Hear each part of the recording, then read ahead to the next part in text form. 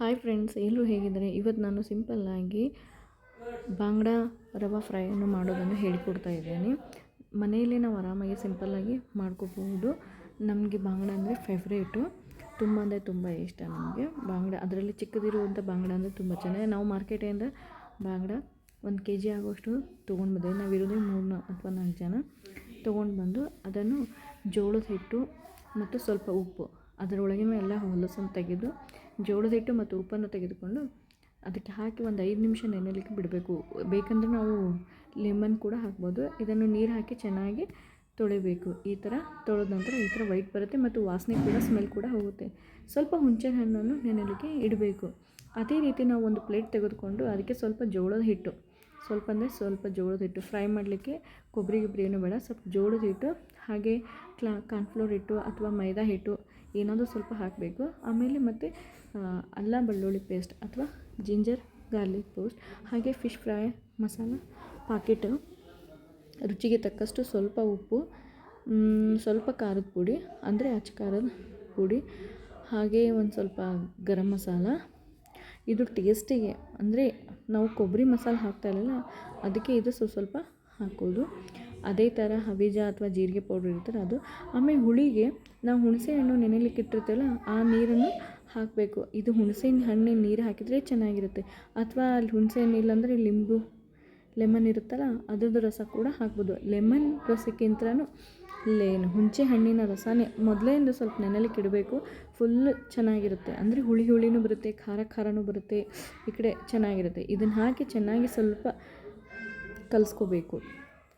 ಚೆನ್ನಾಗಿದೆ ತೆಳುವಾಗಿ. ಸ್ವಲ್ಪ ಗಟ್ಟಿ ಆತಂದರೆ ಅದು ಮೀನಿಗೆ ಹಚ್ಚೋಕ್ಕೆ ಸರಿಯಾಗಿ ಬರೋಲ್ಲ. ಅದೇ ಥರ ತೆಳ್ಳಗೆ ಈ ಥರ ಕಲಿಸ್ಬೇಕು.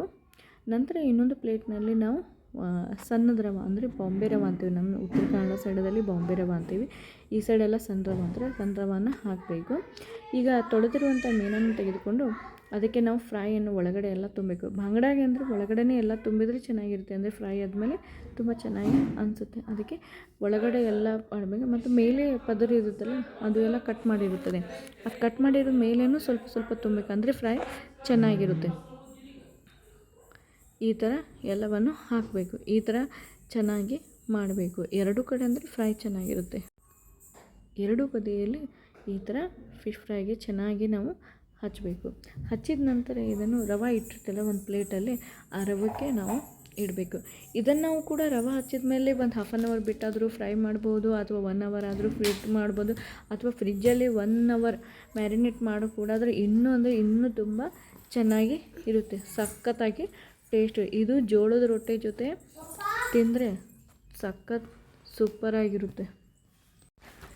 ಈ ಥರ ನೋಡಿ ಎಲ್ಲವನ್ನು ಮೀನವನ್ನು ನಾವು ಮಸಾಲೆಯನ್ನು ತುಂಬಿಕೊಂಡು ಹಾಗೂ ರವೆ ಎಲ್ಲ ಅದ್ರ ಮೇಲೆಲ್ಲ ಸವರಿಟ್ಟಿದ್ದೇನೆ. ಈಗ ಇನ್ನೊಂದು ಒಲೆ ಹಚ್ಚಿ, ಗ್ಯಾಸ್ ಒಲೆಯನ್ನು ಹಚ್ಚಿ ಒಂದು ತವಾವನ್ನು, ಫಿಶ್ ತವಾ ಫ್ರೈ ಮಾಡುವಂಥ ಅದಕ್ಕೆ ಅಂತ ಸಪ್ರೇಟ್ ನಾವು ತವಾ ಇಟ್ಟಿದ್ದೀವಿ.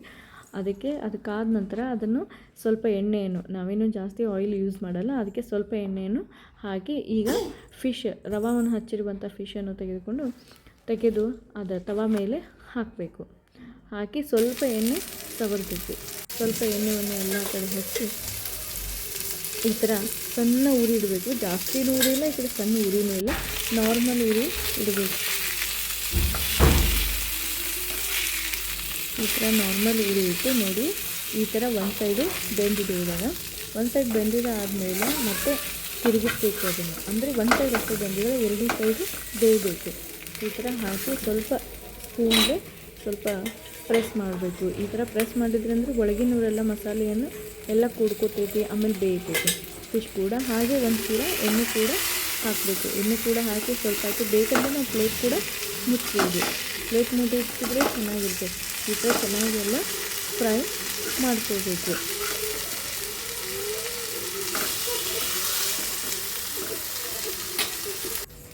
ನೋಡಿ, ಇವಾಗ ಬಾಂಗ್ಡಾ ರವಾ ಫ್ರೈ ರೆಡಿಯಾಗಿದೆ. ಇದನ್ನು ಜೋಳದ ರೊಟ್ಟಿಯಲ್ಲಿ ಅಥವಾ ಚಪಾತಿಯಲ್ಲಿ, ಅನ್ನ ಸಾಂಬಾರದಲ್ಲಿ ತಿಂತಾಯಿದ್ರೆ ಸಖತ್ ಮಜಾ ಇರ್ತದೆ. ಇವಾಗ ಮಳೆ ಬೇರೆ ಬರ್ತಾಯಿದೆ ನೋಡಿ. ಪ್ಲೀಸ್ ನಮ್ಮ ಚಾನಲ್ನ ಸಬ್ಸ್ಕ್ರೈಬ್ ಮಾಡ್ಕೊಂಡು ಲೈಕ್ ಮಾಡಿ.